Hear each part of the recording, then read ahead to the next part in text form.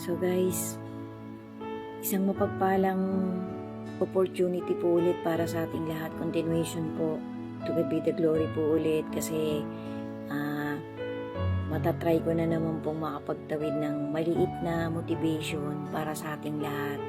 Thank you so much po sa inyong lahat na magtatry talagang magtapos ng mga content kong ganito na nagkakadugtong-dugtong, na kahit papaano po humihingi ako ng maliit na guidance sa ating Panginoon para maitawid ko pa po ng maitawid ng tuloy-tuloy ang mga natinig kong kahit papaano biblically facts din po talaga guys sa mga pinagpapatuloy ko pong pagre-research ko ng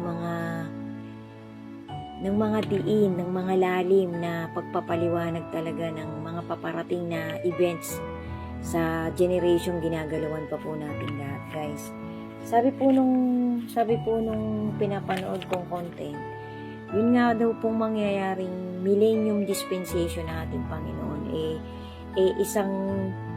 isang kakaibang panahon po yun na parang parang napaka-advance, sobrang advance na pamamaraan, sobrang advance na surroundings ang mararanasan ng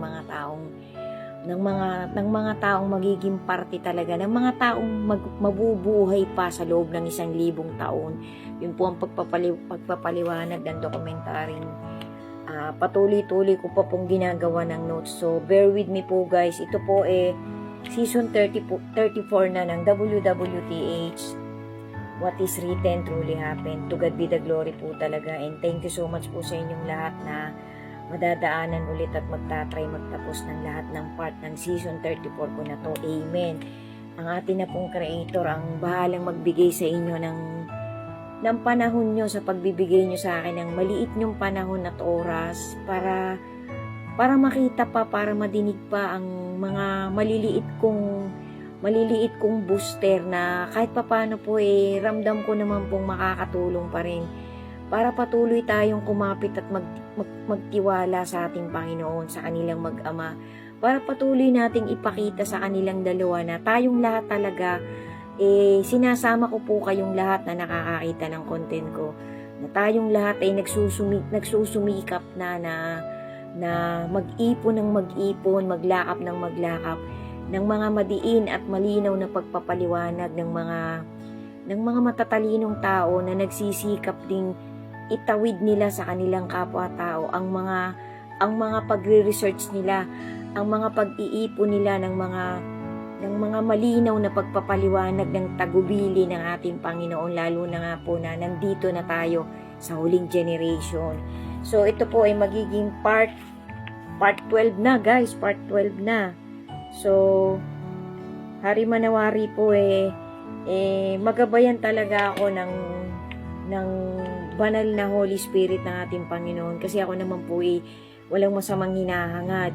Hindi ko din po pinipilit guys. Ito po kaunting recap lang sa mga nasabi ko na rin sa mga dati ko pang content, na hindi ko naman po talaga pinipilit na pusuan nyo ang content ko.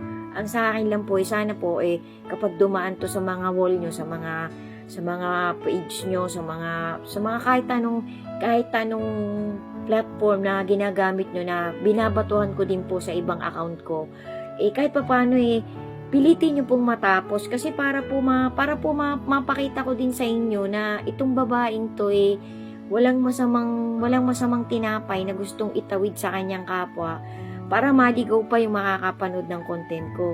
Ang akin naman pong pagtatawid naaayon din sa mga napanood kong mga pastor, mga facts na mga dokumentary na pinagnilayan din ng mga gumawang grupo ng kanilang pagtatawid, na kahit papano pinapangarap din ng mga grupong to, ng mga taong to, pastor man po yung nagtawid ng napanood kong dokumentaryo, o mangangaral o alagad talaga ng ating Panginoon na nagsisikap magpakabuti, na makagawa ng maliit na motivation na kaya niyang itawid.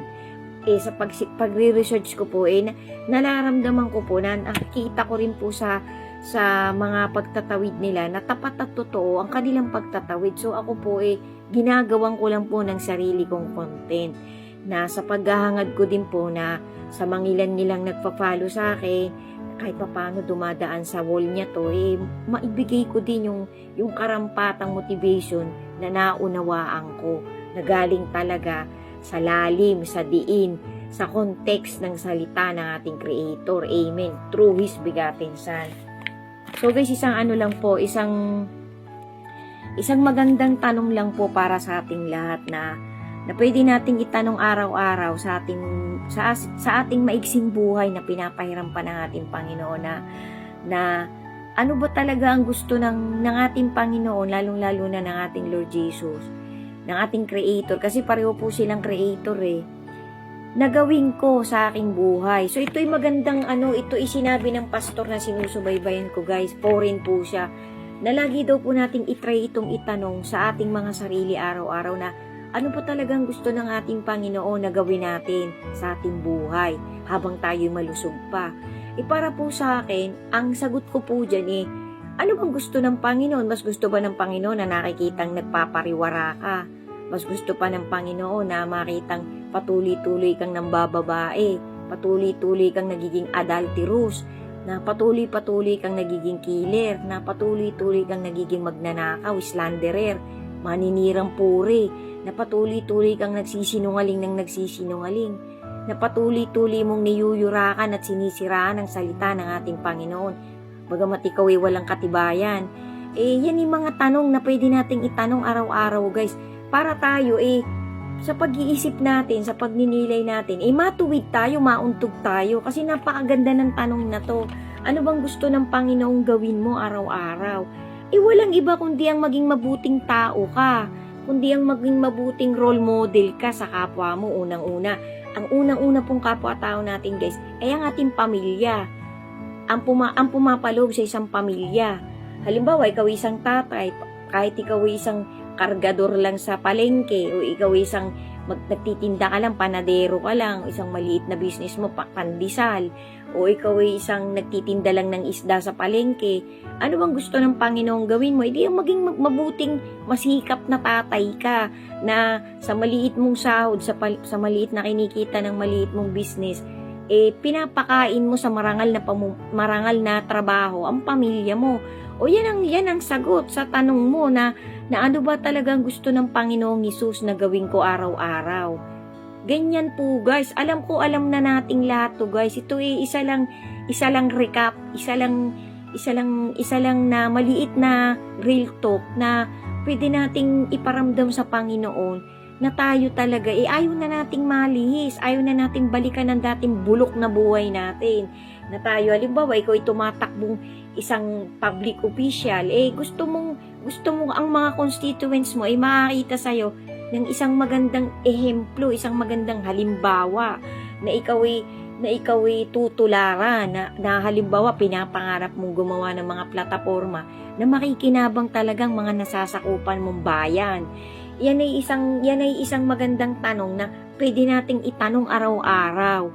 Kasi kapag tinanong natin ang tinanongan sarili natin at sasagot tayo na naaayon sa salita ng ating Panginoon. Kasi lagi daw po nating, ito po isang real talk muna, guys, bago ko itawid yung mga notes ko, na lagi daw po nating susiriin ang sarili natin, mananalamin tayo.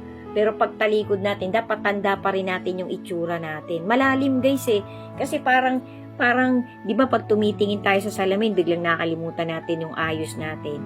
Dapat po, guys, lagi tayong nandun pa rin sa trajectory matuwid.